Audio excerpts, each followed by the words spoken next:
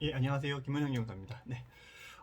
제가 오늘 말씀드릴 그 행정법률은 건설 폐기물 재활용 촉진에 관한 법률입니다. 네. 우리나라 지금 건설 붐이 많이 일어나서 이제 많은 건설 행위가 전국에서 이제 활발하게 일어나고 있습니다. 그러면 예를 들면 재개발 사업 같은 거를 예를 드릴게요. 예를 들면 뭐 성남 지역의 모 지역에 재개발 사업을 한다. 그러면은 일단 보상이 이루어지고 거기에 있는 건물을 철거를 하고 새로운 아파트나 건물이 들어갈 겁니다.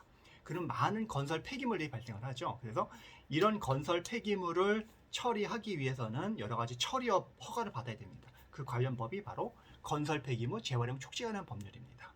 이런 건설 폐기물 재활용 촉진 법률에 따라서 이제 이 처리업을 하기 위해서는 이 법률에 따라서 이제 허가를 받고 하셔야 되는데 이런 허가를 받은 업체들이 관련된 법률을 위반하게 되면은 허가가 취소가 되거나 이제 영업 정지를 받는 경우가 있습니다. 그래서 오늘 그 부분에 대해서 어떤 그 위반 사항이 있으면은 어떤 처벌을 받는지 그거에 대해 간단하게 좀 말씀드리겠습니다. 관련 규정은 건설 폐기물 재활용 촉진법 25조에 나와 있습니다. 그래서 먼저 이제 허가를 취소해야 되는 경우가 있는데요. 거짓이나 부정한 방법으로 허가를 받으면 취소가 됩니다. 그 다음에 영업 정지 기간 중에 사업을 하지 말아야 되는데 사업을 하는 경우에도 취소 처분을 받게 되어 있습니다. 그리고 또 하나는 관련법 24조를 위반한 부분인데요.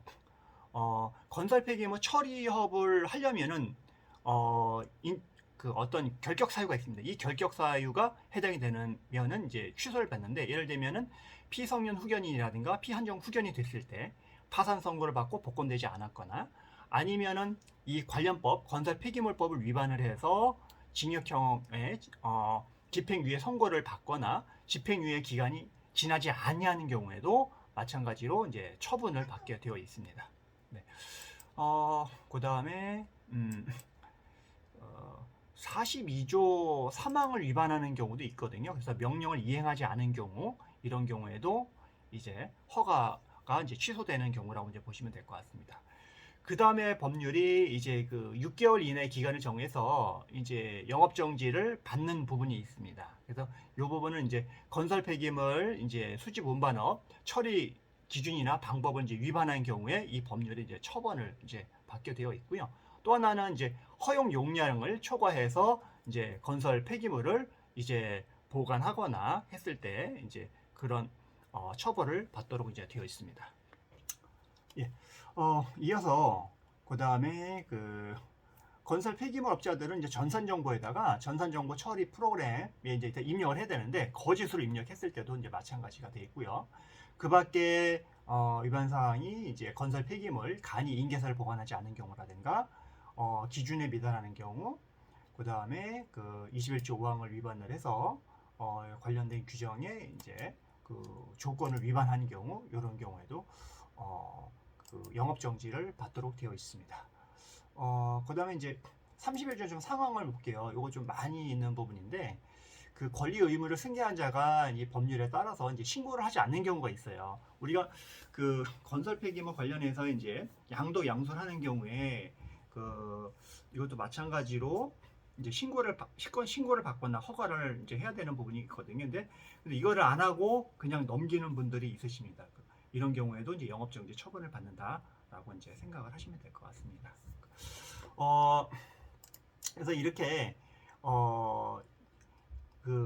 이 관련 법을 위반해서 이제 행정 처분을 받게 되게 되면 이제 사업상 굉장히 차질이 있겠죠.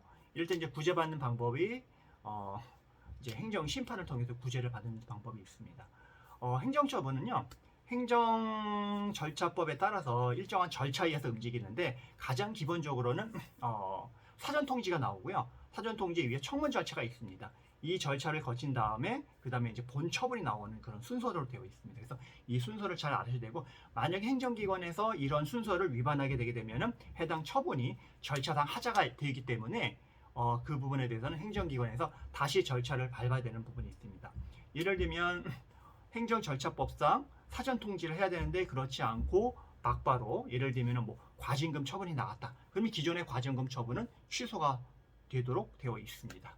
그래서 이런 부분도 있으니까는 이런 절차에 관한 부분 잘 알아주시면은 행정 절차가 어떻게 흘러가고 내가 어떻게 대처를 해야 되는지 좀 알 수 있는 부분이기 때문에 잘 유념해 두시고, 그 다음에 관련 사업을 하시는 분들은 반드시 내가 어떤 행위를 하지 말아야 되는 부분에서 반드시 숙지를 하고 가셔야 됩니다. 근데 그 대한민국의 모든 영업을 하시는 분들이 자유업 이외에 대부분이 다 관련된 법률이 있고 그 법률에 따라서 신고나 허가나 등록이나 이런 걸 받으셔야 됩니다. 그런데 이렇게 관련법에 따라서 허가, 인가, 신고, 승인이나 이런 거를 밟고 하시는 분들이 내가 저쪽 받는 법률을 제대로 몰라서 행정처분이나 관련된 법칙, 그 형사 벌칙 규정을 위반해가지고 처벌을 받는 경우가 굉장히 많으세요. 그래서 오늘은 건설 폐기물 관련된 법률이니까는 건설 폐기물을 처리하시는 업자분들은 반드시 관련된 내용을 숙지하셔서 부당한 이제 행정 처분이라든가 형사 벌칙 조항이 되지 않도록 유의하시기 바랍니다. 오늘 여기까지 하겠습니다. 감사합니다.